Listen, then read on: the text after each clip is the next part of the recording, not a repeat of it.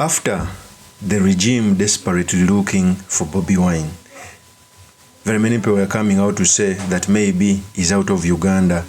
Others were saying that he's hiding. He dared them by showing them a video of his location, and yet the intelligence is still failing to find him. In fact, let's look at the tape. Here's the tape. Fellow. So you clearly see when the video was starting, it started by him showing them the background, the buildings. In fact, if you go on Twitter and other social media, they are trying to show the background so that they can start asking where he is. But let's first continue with the video.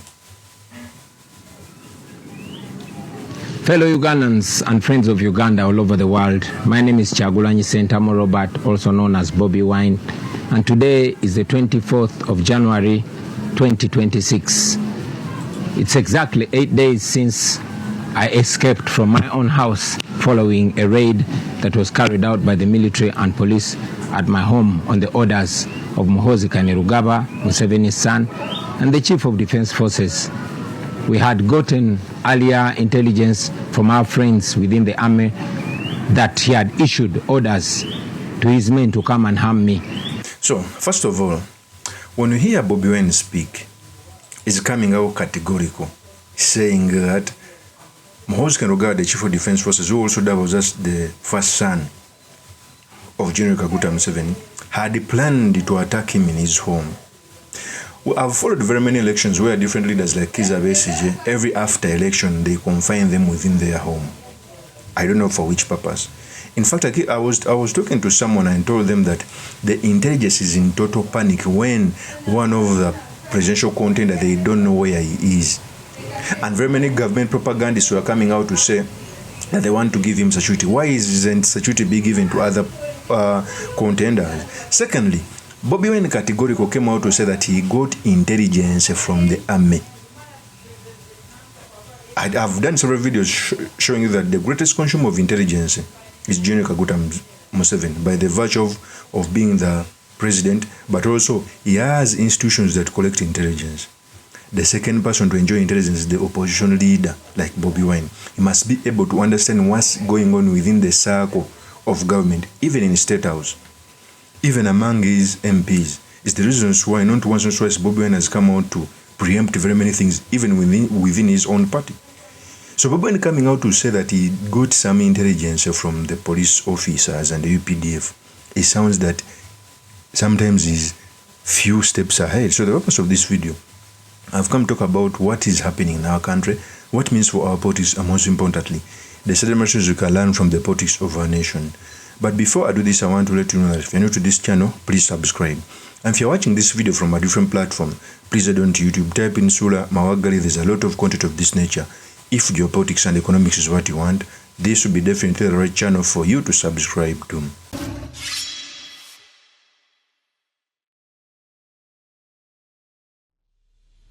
First of all, it is not democracy for one of the first runners up in an election to go into hiding. It shows you how we've degenerated as a country. And I'm starting to think that he had intelligence to run away from the house, because in the previous election, when he stayed in the house and they confined him, the same government propagandists came out to say that he knew that he was going to be confined. Why did he stay? Now, after running, they are also coming out to say that why doesn't he come out? There is no revolutionary in history that has ever taken himself into capture. From Mandela was on the run. Okay? Very many revolutions were on the run. It is a price to pay when we are fighting for liberation and constitutionalism and human rights. Those are the prices. However, I blame Ugandans. Instead of playing the ball right, they are folding their arms. Liberty, human rights have a price to pay. You cannot just run away when things are not getting right. So let's continue with the video so that I can also explain. A raid that was carried out by the military and police at my home on the orders of Muhoozi Kainerugaba, Museveni's son, and the Chief of Defense Forces. We had gotten earlier intelligence from our friends within the army that he had issued orders to his men to come and harm me. So when we saw them jumping over our fence on the night of 16th January, I somehow escaped from my home and left. That night they didn't enter into our house. They stopped in the compound. 3 days ago, they once again jumped into our fence, hurled profanities to my wife, and threatened to break into my house. That was the second time. Now last night was the third time for them to raid us. They came in hundreds, according to my wife. They broke every door in our house, including those that were not locked. They took away all our documents, from academic documents, land title deeds, and all important documents. They took every gadget, phones, chargers. They took our internet system. They even took all the laptops, including children's school laptops. First of all, Bobi Wine is narrating when they came in the house, they broke each and everything, even those that were not locked. Every gadget. I think they feared that some gadgets might act as a recording tool. So they took each and everything that was in the house, to an extent that even the TV station was put upside down, looking down. Because, first of all, I think they also thought that the TV may have some recording gadgets.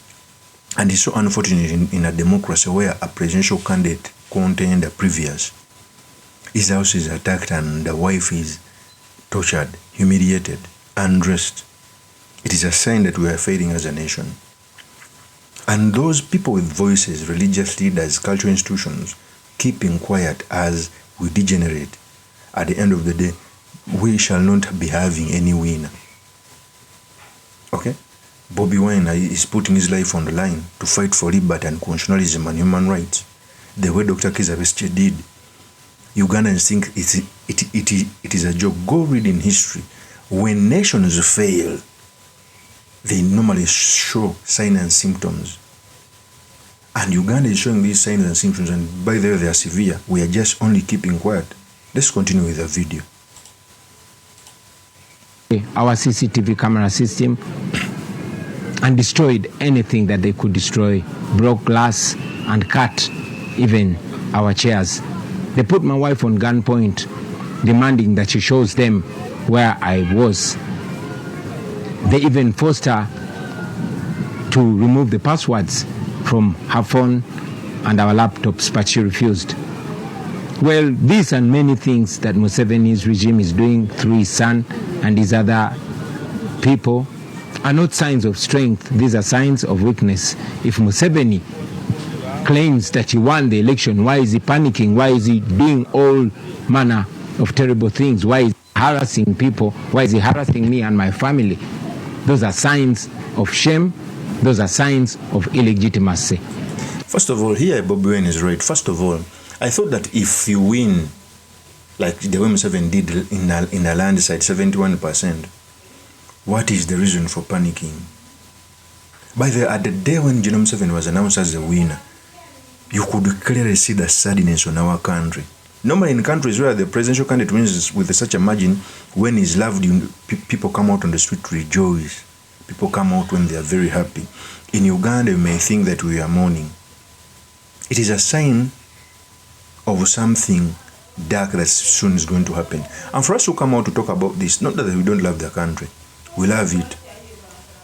We are sensing something very dangerous in the near future, which we may not be able to contain if we continue like this.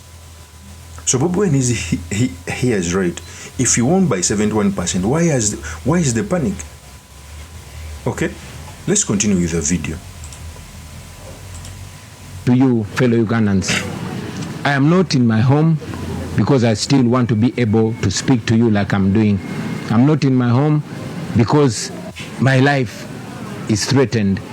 I take this opportunity, first of all, to thank the international community for the voices that they've raised, but to also encourage them to keep an eye on Uganda, especially at this critical time. To you, fellow Ugandans, this is our country. All this is being done to intimidate us. They've abducted 2 of my deputy presidents. Lina Zedriga and Jole Tukamshaba. We don't know where they are. They've arrested Mwanga Chivumi, my deputy president in charge of Buganda region, and many other comrades to sow fear in us. I encourage you to be strong, to be smart, to be creative. These people are not as strong as they purport, and indeed they are not as smart as they are. They failed to find me for 8 days. I also tell you that we must never give up. Uganda is our country, and we must fight and liberate it. I will resurface at an appropriate time to forward our struggle. In the meantime, I'm not home because I'm trying to keep safe, I'm trying to keep alive, and I want to keep communicating to you. We shall overcome, we shall be free.